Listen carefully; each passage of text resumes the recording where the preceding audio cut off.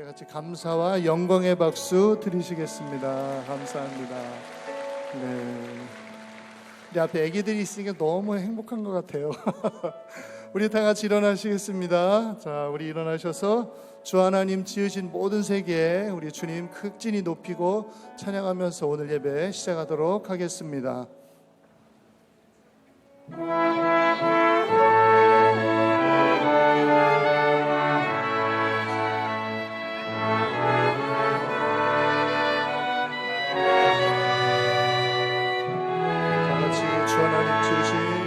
주 하나님 지으신 모든 세계 내 마음속에 그리워볼 때 하늘의 별 울려 퍼지는 외쳐 주님의 권능 우주에 우리 2절 숲속이나 험한 산 숲속이나 험한 산 골짜기에서 지저귀는 저 새소리들과 고요하게 흐르는 시냇물이 주님의 솜씨 노래 할렐루야 주님의 높고 위대하심을 주님의 높고 위대하심을 내 영혼이 찬양하네 주님의 높고 위대하심을 내 영혼이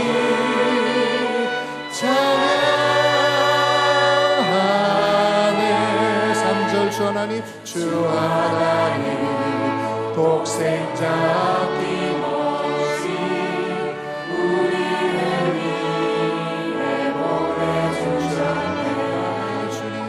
십자가에 피 흘려 죽으신 주 내 모든 죄를 대속하신 4절 내 주 예수 내 주 예수 세상에 다시 올 때 저 천국으로 마른 도하니 나 겸손히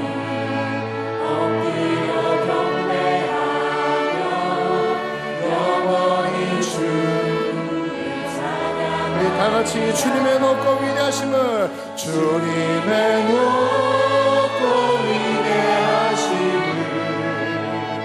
내 영혼이 찬양하네 주님의 높고 위대하심을 아멘 내 영혼이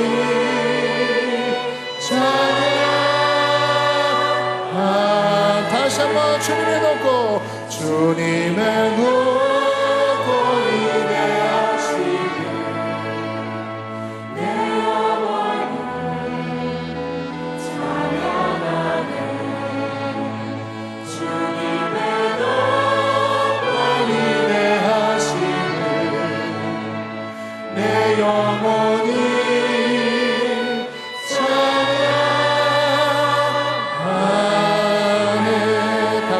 나는 찬양하리라 나는 찬양하리라 주님 그 이름 찬양 예수 그 십주 이름 나 찬양하리라 나는 찬양하리라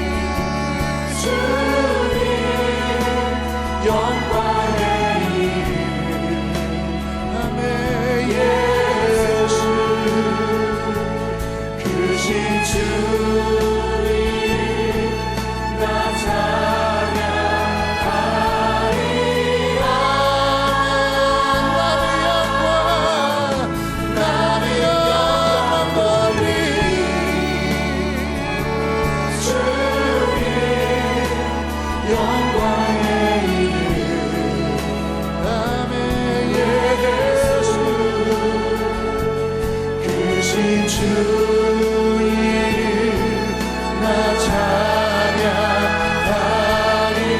찬양하리라. 다 같이 이곳에 오셔서 이곳에 앉으소서. 이곳에서 드리는 예배를 받으소서. 주님의 이름만이 오직 주의 이름만 이곳에 있습니다. 하늘의 문을 여소서. 하늘의 문을 여소서. 이곳을 주목하소서. 주를 향한 노래가 꺼지지 않으니 하늘을 열고 보소서. 아멘. 이곳에 주님 이곳에 임재하소서. 주님의 기도입니다. 기도의 향기가 하늘에 닿으니 하나님 주여 이곳에 임하여 주시옵소서. 주님 임하여 주소서. 같이 이곳에 오셔서 이곳에 앉으소서. 이곳에서 드리는 예배를 받으소서. 주님의 이름만이 오직 주의 이름만 이곳에 있으니 다시 한번 이곳에 오셔서 이곳에 앉으소서. 이곳에서 드리는 예배를 받으소서. 주님의 이름만이 오직 주의 이름만 이곳에 다시 한번 주님의 이름이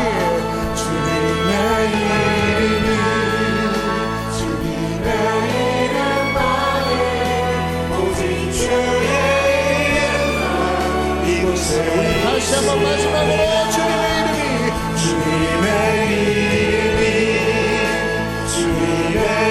이름만이 오직 주의 이름만 이곳에 있습니다. 오늘도 우리의 예배를 받으시는 하나님 앞에 영광의 박수 올려드리겠습니다. 할렐루야. 다 함께 사도신경으로 신앙 고백하겠습니다. 전능하사 천지를 만드신 하나님 아버지를 내가 믿사오며 그 외아들 우리 주 예수 그리스도를 믿사오니 이는 성령으로 잉태하사 동정녀 마리아에게 나시고 본디오 빌라도에게 고난을 받으사 십자가에 못 박혀 죽으시고 장사한 지 사흘 만에 죽은 자 가운데서 다시 살아나시며 하늘에 오르사 전능하신 하나님 우편에 앉아 계시다가 저리로서 산자와 죽은 자를 심판하러 오시리라. 성령을 믿사오며 거룩한 공회와 성도가 서로 교통하는 것과 죄를 사하여 주시는 것과 몸이 다시 사는 것과 영원히 사는 것을 믿사옵나이다. 아멘. 사무엘하 18장 31절부터 33절까지 말씀입니다. 구약성경 494면에 있습니다. 제가 봉독하겠습니다. 구스 사람이 이르러 말하되 내 주 왕께 아뢰 소식이 있나이다.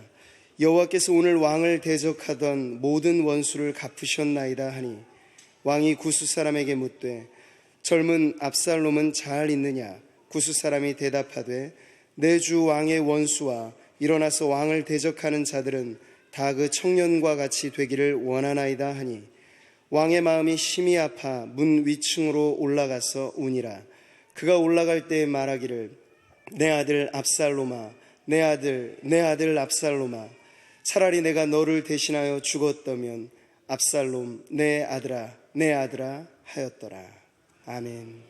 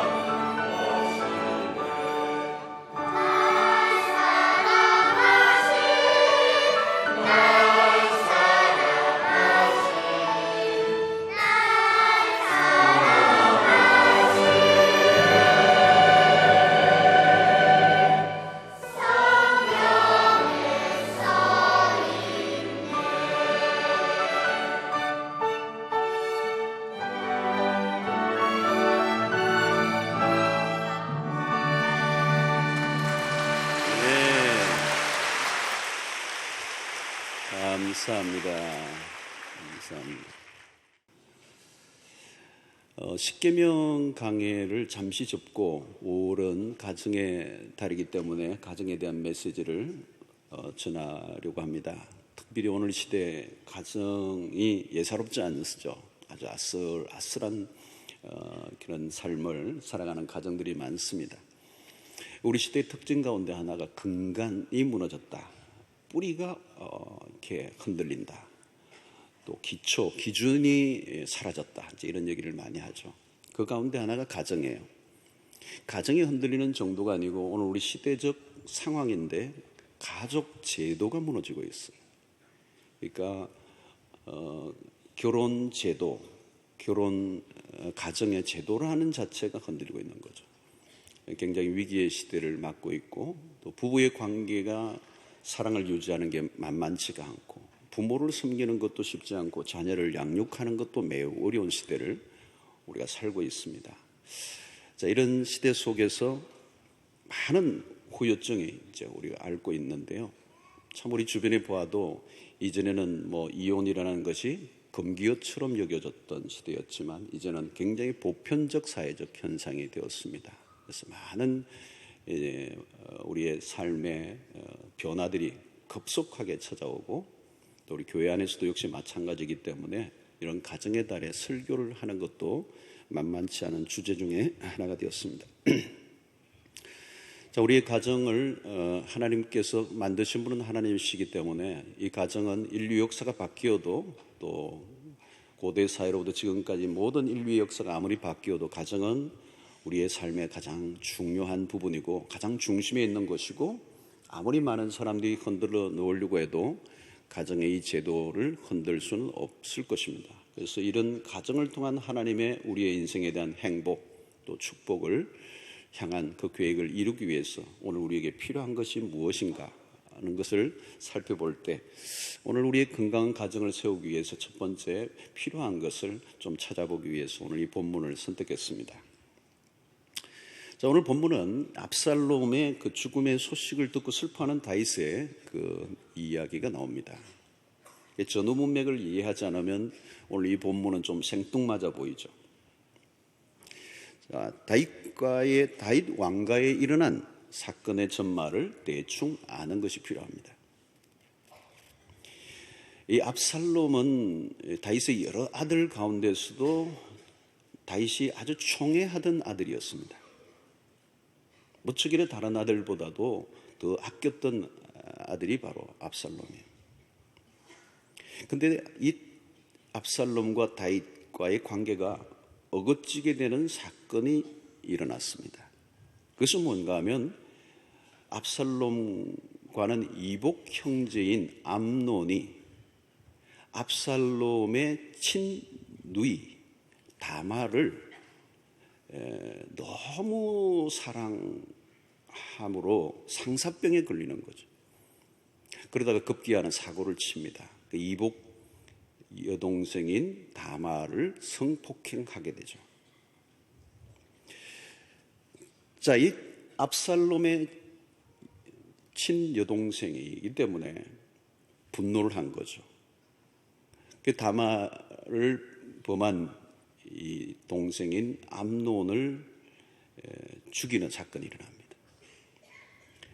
사실 이 사건이 일어났을 때 아버지 다윗이 애매모호한 태도를 보이는 거죠. 어떤 책임도 묻지 않고 처벌을 하지 않은 것입니다. 적절한 조치를 취하진 아버지의 행동에 이 압살롬이 분노하는 것이죠. 그런데 왜 이런 이 가족 안에, 이런 자녀들 안에 이런 불미스러운 사건이 일어났음에도 불구하고 다윗은 침묵하는가? 자, 여러분, 암논의 다말을 강간하는 이 사건이 사무엘하 13장에 나옵니다. 그런데 이 이야기의 구성을 보면 사무엘하 11장과 12장 바로 앞장과 그 앞장에 무슨 사건이 기록이 되느냐면 다윗의 바세바 사건이 나옵니다. 자녀들 안에 일어난 불미한 사건은 우연한 일로 보기가 어려운 것입니다. 자, 아버지가 암논에 대한 어떤 처벌도 내리지 않는 것을 본 압살롬은 독자적으로 음모를 꾸밉니다. 그리고 암논을 아주 계획적이고 의도적으로 잔인하고 비참하게 죽이고 맙니다. 겉으로는 원수를 갚았어요. 그러나 그는 씻을 수 없는 형제살인이라는 죄를 범했습니다. 자, 자녀들 안에 강간, 살인, 이 사건은 다윗이 저질렀던 사건의 복사판입니다.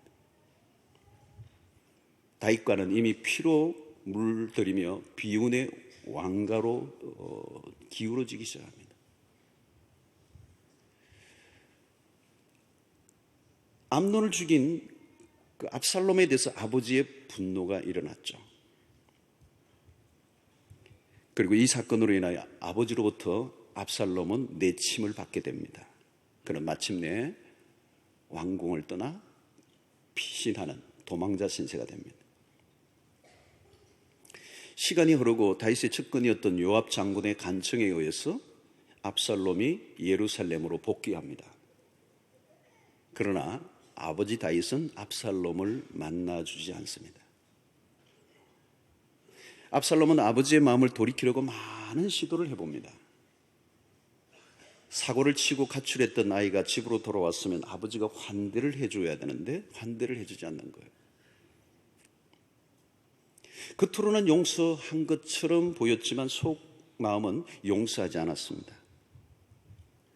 우리는 누가복음 15장에 탕자의 비유를 잘 압니다. 둘째 아들이 아버지의 유산을 가지고 떠났다가 허랑방탕하고 다 잃어버리고 돌아왔을 때 그 아버지의 적극적인 환대와는 매우 대조적인 모습을 다윗이 보입니다.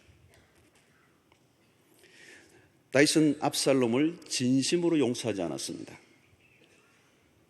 여러분, 신기한 것은 감정은 말을 하지 않아도 서로에게 전달된다는 것입니다. 특별히 가족관계 속에서는 아주 사소한 작은 감정이라도 가족관계에는 그 감정의 기류가 감지됩니다. 겉으로는 용서하지만 마음 안에 남아있는 분노나 원망이 있으면 용서가 아닌 것입니다. 압살롬은 아버지로부터 사랑을 받고 싶었어요. 아버지의 따뜻한 품이 너무도 그리웠습니다. 궁궐이 아무리 넓어도 아버지가 품어주지 않으면 그는 갈 곳이 없는 것입니다. 압살롬은 아버지의 주변을 돌고 돌다 아버지의 마음을 얻을 수 없음을 감지합니다. 결국 아버지에 대한 그리움이 서운함으로 바뀌고 서운함이 미움으로 바뀝니다. 그는 아버지의 마음을 얻는 것을 포기하고 백성들의 환심을 사는 것으로 바꿉니다. 결국 압살롬은 아버지 다윗의 왕권에 대한 반역을 일으킵니다. 졸지에 다윗은 아들의 반역으로 왕실에서 도피하는 가슴 아픈 시간을 보냅니다. 아들의 의한 반역으로 도망자 신세가 된 다윗은 피신을 하는 동안에 무슨 생각을 했을까요? 여러분, 용서를 온전히 실천하지 못한 대가는 매우 컸습니다. 일종의 부메랑이에요. 인간의 감정이란 이렇게 무섭습니다. 인간관계란 참 묘한 것입니다. 아주 작은 감정도 오고 가는 가운데 사소한 일이 의외로 점점 커져서 나중에는 걷잡을 수 없는 단계까지도 갈 수 있음을 우리에게 시사해주고 있습니다. 이것은 부부지간뿐만 아니라 부자지간일지라도 원수로까지 갈 수 있음을 우리에게 말씀해주고 있는 것입니다. 압살롬의 야망으로 시작된 쿠데타는 오래가지 않아 실패하고 맙니다. 그리고 나중 다윗의 신신당부에도 불구하고 신하 요압이 압살롬을 죽입니다. 암논을 잔인하게 죽였던 압살롬 역시 비극적인 아주 잔인한 죽음을 맛봅니다. 아들 압살롬의 살해되었다는 비보를 들은 다윗은 통곡을 합니다. 자, 오늘 읽은 본문은 아들의 소식을 접하고 통곡하는 다윗의 모습이에요. 통곡의 소리가 너무도 애절하게 들렸어. 왕실뿐만 아니라 담을 넘어 온 백성들이 그 통곡에 가슴을 졸입니다. 오늘 33절을 보면 왕의 마음이 심히 아파 문 위층으로 올라가서 오니라. 그가 올라갈 때에 말하기를 내 아들 압살롬아, 내 아들 압살롬아, 차라리 내가 너를 대신하여 죽었다면 압살롬 내 아들아, 내 아들아. 아버지 다윗의 마음이 절절하게 느껴지는 대목이에요. 그토록 사랑했던 아들, 그런데 그에게 마음을 완전히 열지 못한 대가가 이렇게 크게 다가왔어. 다윗의 생애가 파란만장했고 수많은 사건들을 경험했지만 자신의 삶의 시련과 고난도 많았지만 지금처럼 영혼 깊숙한 곳까지 미어지는 고통은 없었던 것으로 보여집니다. 오늘 다윗의 이 애가 내 아들아, 차라리 내가 대신 죽었더라면, 이 대목에서 아버지의 마음을 정확하게 드러내고 있습니다. 압살롬은 비운의 아들이 되고 다윗 왕가의 슬픈 애가가 울려 퍼졌습니다. 우리가 늘 기억해야 할 것은 용서는 상대를 위한 것이기도 하지만 나를 위해서도 절실하게 필요한 것입니다. 다윗은 지난날 바세바의 결정적인 범죄에도 불구하고 하나님의 용서를 받았습니다. 그럼에도 압살롬에 대한 용서를 온전히 실천하지 못했습니다. 때늦은 용서는 큰 후회를 낳습니다. 다윗은 회한의 눈물을 흘리고 있는 것입니다. 성도 여러분, 관계를 여는 핵심적 키가 있는데 그게 뭐냐면 용서라고 하는 것입니다. 그리고 그 용서가 가장 필요한 곳이 어디냐면 가정이에요. 가정. 왜 그렇습니까? 실수가 가장 많은 곳이 가정이에요. 허물이 가장 많이 드러나는 곳이 가정이에요. 아무리 잘 어울리는 부부라도 모든 게 일치할 수는 없어요. 아무리 모범생 아들이라도 사고는 쳐요. 실수하고 용서하고 또 실수하고 용서하고 실수를 반복하는 곳이 가정이 있는 것입니다. 용서는 받아들여 줌이에요. 가정이 어디예요? 받아들여 주는 곳이에요. 용서는 거절이 아니라 환대입니다. 용서는 포옹입니다. 서로를 용서할 때 비로소 진정한 하나가 되는 것입니다.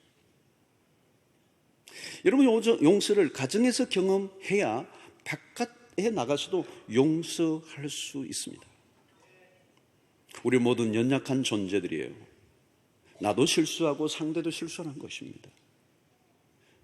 누구나 실수를 하죠. 완벽한 사람은 없습니다. 그런데 우리는 용서 대신 심판을 하려고 하는 것입니다.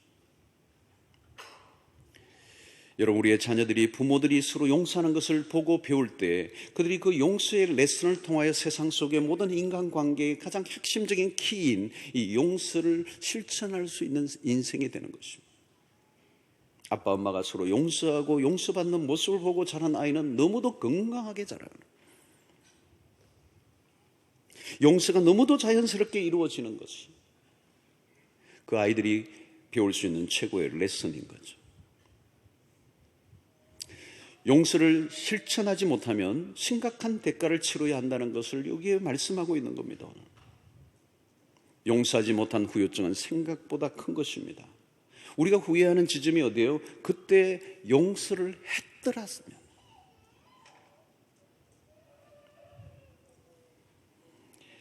여러분, 우리는 하나님으로부터 엄청난 용서를 받았습니다. 십자가가 무엇입니까? 십자가를 한마디로 얘기하면 우리에 대한 하나님의 용서예요. 이 십자가의 은혜를 깨닫는 사람은 용서가 무엇인지를 깨닫는 거예요. 우리는 1만 달란트 빚짐, 그 빚을 탕감받은 사람들과 같습니다.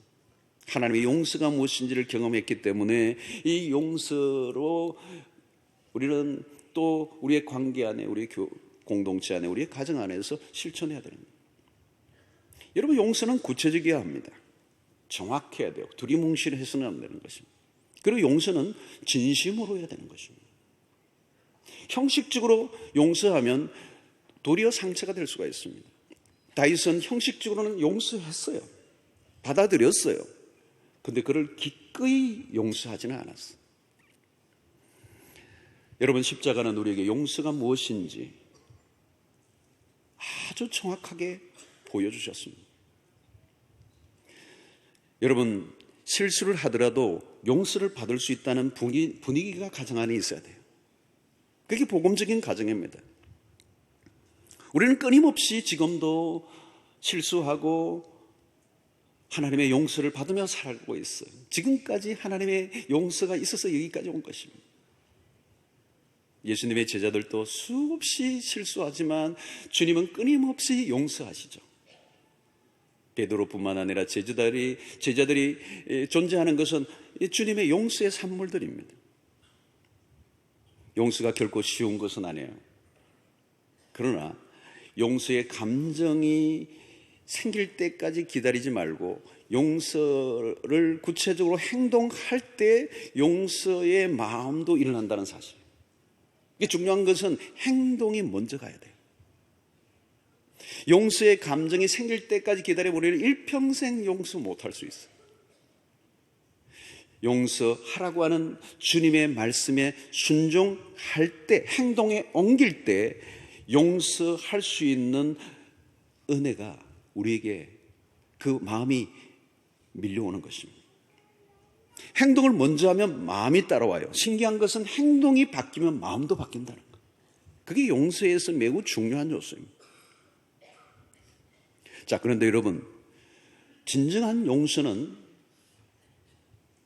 축복으로 이어져야 합니다. 축복이 용서를 완성하는 것입니다. 종종 우리는 용서했다고 하는데 무엇인가 아쉬울 때가 있습니다. 다윗도 마찬가지예요. 용서했는데 상대는 그 용서를 느낄 수가 없는 거예요. 우리를 용서하고 난 다음에 아이들에게 용서해서 이제 왔다 갔다 하지 말고 저리 비켜. 여러분, 용서했으면 홀로 있게 해서는 안 되는 거예요. 멀어진 관계를 가깝게 하려고 하는 시도가 필요한 것입니다. 서로 축복해야 돼요. 시간만 나면 축복해야 되는 것입니다. 축복의 말은 위력이 있는 것입니다. 여러분, 사랑한다는 말도요, 자주 해야 돼요. 어떤 사람은 이미 결혼했기 때문에 이제는 필요 없다고 하는 사람들이 있어요. 아니에요. 결혼한 이유가 더 많이 필요해요. 결혼하기 전보다 결혼한 이후에 더 많이 사랑의 언어가 필요합니다. 자녀들에게 축복을 자주 해줘야 합니다. 축복의 말을 들을 때 사람들이 다르게 반응을 해요. 축복을 할 때 서로의 관계를 깊이 연결시켜줍니다. 서로를 신뢰하게 만듭니다. 그때 힘이 생깁니다. 의욕이 생깁니다. 용기가 일어나고 그때 자존감이 일어나는 거예요. 축복의 언어를 사용해야 합니다. 사용하는 언어가 중요해요. 우리의 가정 안에서 의사소통의 문제로 인해 고통을 많이 하는데 문제는 말을 통하여 상처를 주는 것입니다. 생각 없이 내뱉은 한마디가 배우자의 자녀의 가슴에 비수가 될 수가 있습니다. 여러분, 어떤 말을 가정 안에서 가장 많이 합니까? 아이들에게도 어떤 말을 가장 많이 하는 것 같습니까? 근데 부모들에게 물으면요, 잘 모르더라고요. 아이들은 정확하게 기억을 해요. 우리 부모가 무슨 말을 가장 많이 하는지. 너 공부할래? 맞을래? 뭐 이런 말 등등. 너 보면 한심하다. 지 이름이 한심인 줄 알아요. 너무 자주 들립니다. 여러분, 우리가 다른 걸로 지옥을 만드는 게 아니에요. 말로 지옥을 만들어요. 환경이 아닙니다, 여러분. 그래서 에베소서 6장 4절에 또 아비들아 너희 자녀를 노엽게 하지 말고 오직 주의 교훈과 훈계로 양육하라. 여기서 매우 중요한 단어가 노엽게 하지 말라는 거예요. 이 말은 뭐냐면 감정을 다치게 하는 거예요. 노엽게, 분노하게 하는 거예요. 왜요? 감정으로 아이를 다스렸기 때문에 그래요. 인격을 침해한 거예요. 인격에 손상을 입힌 것입니다. 여러분, 자녀가 잘못하면 징계해야 되죠. 그러나 지혜롭게 해야 합니다. 아이들의 인격에 상처를 입히는 말을 삼가야 돼요. 왜? 자녀들은 인격이기 때문에.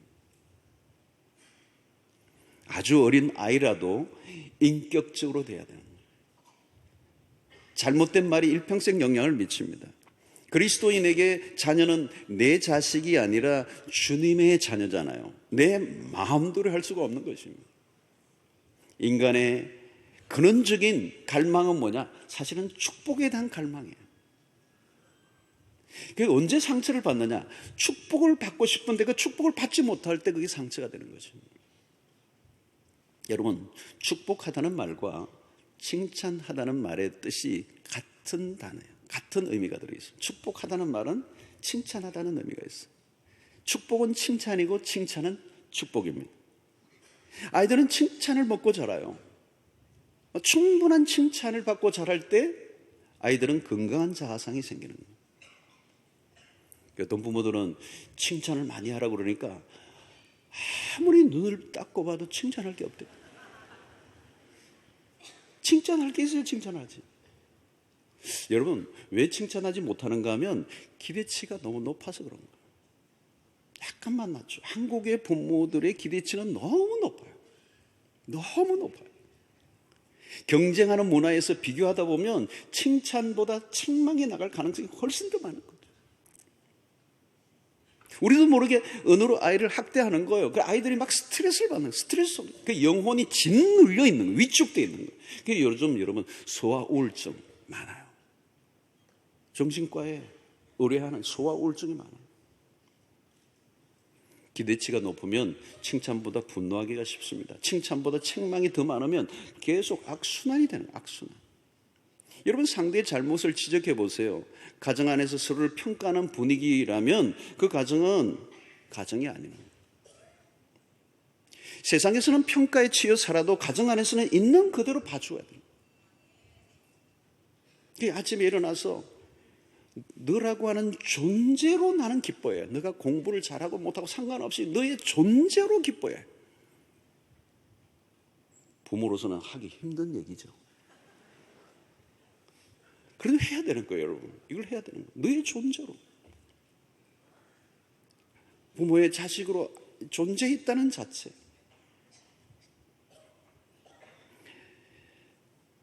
처음부터 칭찬을 하기 힘들지만 그래도 칭찬을 해야 되는 것입니다. 기대를 낮추면 얼마든지 칭찬할 수 있습니다. 배우자에게도 칭찬을 해야 돼요. 칭찬하면 힘이 난다는 거예요. 축복하면 살아나요. 모든 생명체는 축복을 통해 자라가게 됩니다. 부모들이 자녀들을 위해 죽을 정도로 희생을 할 각오는 되어 있는데 약한 부분이 뭐냐? 칭찬입니다. 칭찬.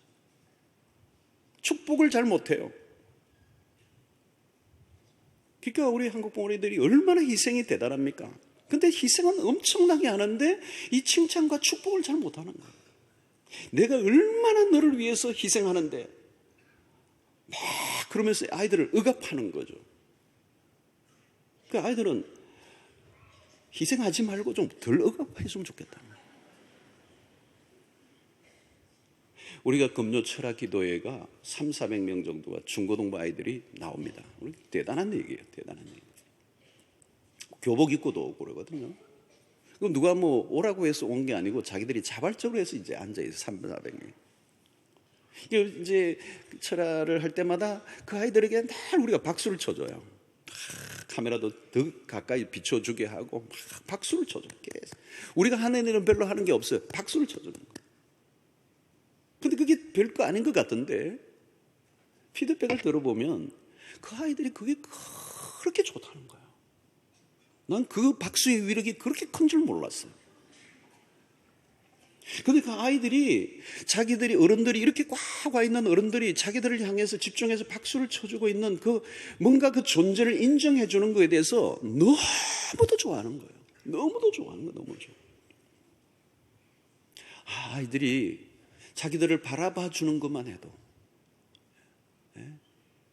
여러분, 칭찬하려고 하면 관심을 가지고 바라봐야 되는 거잖아요. 바라보고 집중하고 관심을 가지면 칭찬할 게 있어요. 예, 칭찬할 게 있어요. 그 아이들이 그걸로 인하여 기뻐하는 거예요. 너무너무 좋아하는 거예요. 여러분, 부모들이 자녀들을 위해서 해야 될 아주 중요한 것은 축복이에요. 하나님이 늘 사랑해. 하나님이 너를 축복해. 넌 정말 사랑스러워. 난 널 믿어. 넌 잘 해낼 거야. 여러분, 축복하고 칭찬하면요, 아이들의 그 영혼에 묶여있는 것들이 막 풀려지는 역사들이 일어나요. 이해하고 용서하고 축복하면 그것보다 더 좋은 게 없어요. 우리는 말하지 않아도 서로의 마음을 안다고 생각하는데요, 말을 자꾸 해야 돼요. 작은 일에 칭찬해야 됩니다. 거대한 일에 칭찬하려고 하면 일평생 몇 번 안 돼요. 그냥 작은 일이에요. 칭찬을 받고 자라는 아이는 칭찬받은 일을 하려고 애를 쓰는 거예요. 자존감이 높습니다, 여러분.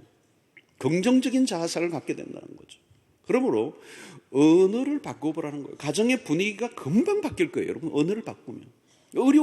어려워할 필요가 없습니다, 여러분. 사랑한다, 축복한다, 하나님이 너를 복 주시기를 원한다. 여러분, 그리스도인이 이런 말을 어색해하고 이런 말을 하는 것을 어려워하는 것은 그건 정상적이지 않은 거예요, 여러분. 근데 여러분, 이것도 안 하면요, 어색해요. 그러니까 안 하게 되는 거예요. 근데 그것은 하나님의 백성들이 가지는 큰 특권을 놓치는 거예요. 계속 우리는 그 아이들을 축복해야 되는 거예요. 칭찬해줘야 되는 거예요. 격려해줘야 되는 거예요.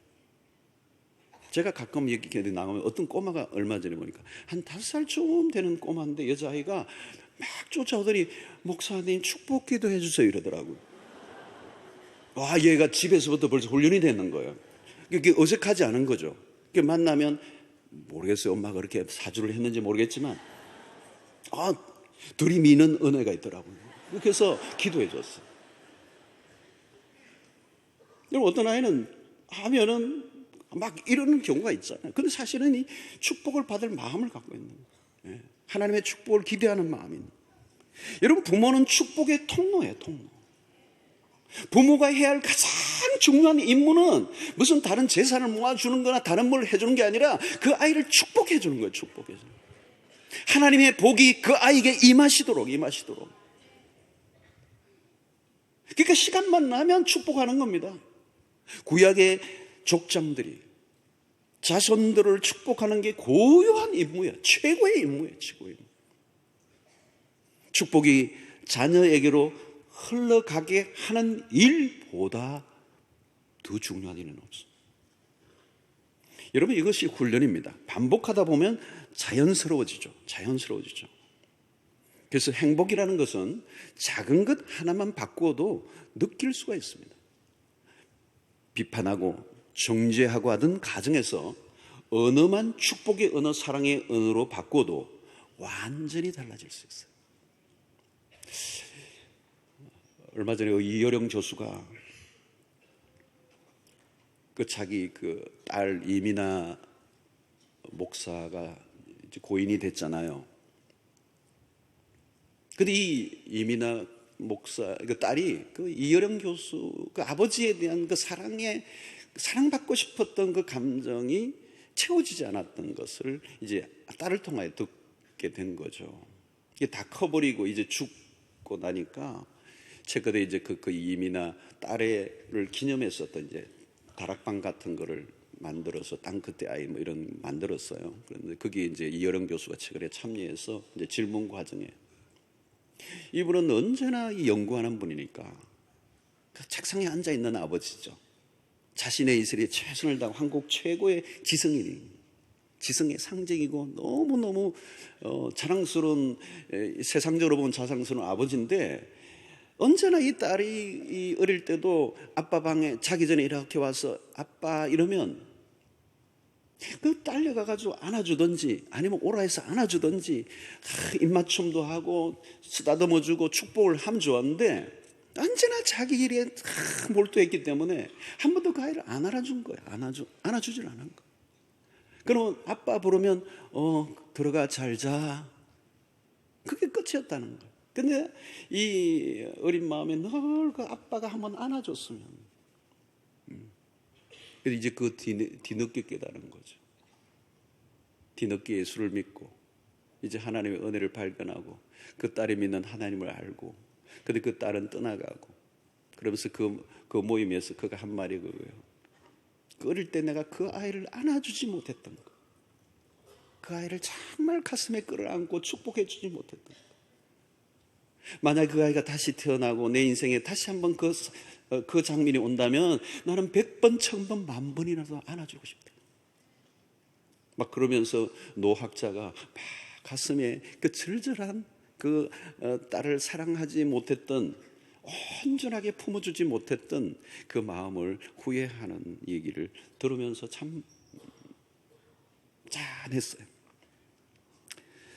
사랑하는 성도 여러분, 누가복음 15장에 보면 탕자의 비유에서 아버지가 된다는 게 무엇인가를 보여주고 있어요. 사실 두 아들은 다 결함이 있는 아들이에요. 둘째 아들은 아버지의 유산을 살아있는데 빼앗아서 허랑방탕해서 다 탕진하고 돌아온 아들이에요. 큰 아들은 집에 있긴 하지만 여전히 불만에 가득 차 아버지의 마음은 아랑곳 없고, 동생을 위하여 송아지를 잡아주는 것으로 인하여 자기의 재산이 축난다고 짜증만 내고 있는 이 아들. 집안에 있는 아들도 탕자예요. 집에 나간 아들도 탕자예요. 근데 두 아들에 대한 아버지의 마음은 너무도 자비롭고 부드러워요. 그 넉넉한 아버지의 모습이 참 오늘 우리 시대에 필요한 시대입니다. 여러분, 우리 모두는 축복을 받아야 할 사람들입니다. 자녀들이 부모로부터 마음껏 축복을 받고 자라야 하는 거죠. 축복할 때 가까운 관계는 더욱더 가까워지고 진정한 하나가 되고 깊은 유대감을 느끼는 거죠. 압살롬은 그 아버지의 품이 그리웠던 거예요. 비록 실수했지만 온전히 품어주고 용서해줄 그 아버지가 그렇게 그리워 그 왕궁을 끊임없이 비애하고 다녔지만 그 아버지는 마음을 열지 않았던 거예요. 그래서 누가복음 15장에 있는 이 탕자의 아버지, 그 아버지는 하나님을 상징하는 것이고, 그 마음과 다윗의 마음은 너무도 대조가 됩니다. 다윗은 나중에 완전히 용서하죠. 그러나 그 아들은 사라지고 없는 것입니다. 그 때늦은 후대에 내 아들 압살롬아, 내가 대신 너를 위하여 죽었더라면. 성도 여러분, 요즘 참 정서적으로 불안정한 삶을 살아가는 사람들이 너무 많아요. 정서 불안, 이 심한 고립감, 그리고 우울증. 이렇게 어려움을 겪는 가장 근원적인 요인은 어디에서부터 시작될까요? 그것은 바로 가정에서부터 시작된 것입니다. 가정이 가정의 기능을 잃어버린 그 후유증이 너무도 오늘 큽니다. 여러분, 가정을 잃어버리면 갈 곳이 없는 거예요. 그것은 모든 것을 잃어버리는 것입니다. 기업을 얻으면 뭐하고, 돈을 얻으면 뭐하고, 성공을 얻으면 뭐하고, 세상에 인기를 얻으면 뭐하겠어. 가정을 잃어버리면. 돌아갈 집이 있었던 탕자, 인생의 밑바닥을 치고 더 이상 갈 수 없을 만큼 돼지 죽통을 훑었던 탕자, 그 모든 방황과 고통을 끝내게 할 수 있었던 것은 그 아들을 품어준 넓은 가슴을 가진 아버지가 있었기 때문에. 용서하는 아버지, 품어주는 아버지, 어떤 것도 따지지 않고 그 아들을 온전하게 용서해주는 아버지, 가락지를 끼워주고 잔치를 열고.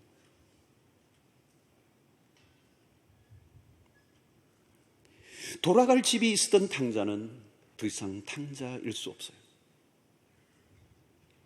세상이 아무리 살벌해도 가정만은 모든 것을 받아주는 안식처가 되어야 합니다. 가정이란 언제라도 품어주는 곳이야 합니다. 아무리 세상이 좋아도 최종적인 안식처는 가정입니다. 가정의 달에 우리가 회복해야 할 것은 하나님이 우리에게 보여주셨던 그 십자가를 통한 용서, 아무 조건을 따지지 않고 그대로 용서함. 그리고 그 용서로 끝나지 않고 그 돌아온 탕자를 향하여 마음껏 끌어안아주며 기뻐하며 축제를 열어줬던 그 아버지, 그 넓은 가슴, 그것이 오늘 우리의 가정 속에 회복된다면 오늘 우리의 가정을 하나님께서 행복하고 또 새롭게 일으켜 세워주셔서 그 안에서 회복되고 힘을 얻었던, 축복받고 서로가 격려하고 인정받았던 그 자신감으로 세상 가운데 또 힘있게 달려나갈 수 있는 아름다운 공동체가 될 줄로 믿습니다. 기도하겠습니다. 하나님 아버지, 우리에게 주신 가정을 복음 안에서 용서를 경험하게 하시고 서로 축복하고 인정하며 하나님이 원하셨던, 디자인하셨던 그 가정으로의 회복을 꿈꾸며 노력하고 힘쓸 수 있게 하여 주셔서 복음이 살아있는 가정으로 우리의 가정을 새롭게 회복시켜 주셔서 환난 많고 시련 많고 고난 많고 어려운 이 시대 속에 우리의 가정을 통하여 새로운 하나님의 그 은혜를 경험하며 회복되는 역사가 있게 해주시기를 원하옵고 예수님의 이름으로 기도하옵나이다. 이제는 우리 주 예수 그리스도의 놀라우신 은혜와 하나님의 크신 사랑과 성령의 교통하심이 이제 용서를 베풀므로 복음 안에서 우리의 건강한 가정을 이루며 하나님 우리의 영혼이 참으로 안식과 평안을 맛보며 가정 안에서 회복을 경험하며 가정 안에서 하나님의 놀라운 역사를 경험하는 아름다운 가정을 세우기로 결단하고 돌아온 주의 백성들 머리 위에 지금부터 영원토록 함께 있을지어다. 아멘.